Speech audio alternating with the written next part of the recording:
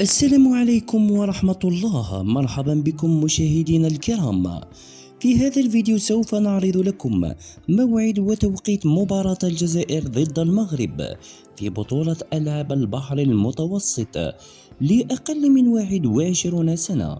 لنتابع التفاصيل واضغطوا على زر الإعجاب لهذا الفيديو. إذن مواجهة قوية تنتظر منتخب الجزائر تحت 21 سنة أمام المنتخب المغربي في نصف نهائي ألعاب البحر المتوسط بتورونتو الإيطالية، حيث يدخل المنتخب الجزائري المواجهة بعد مشوار قوي ونتائج مميزة في دور المجموعات.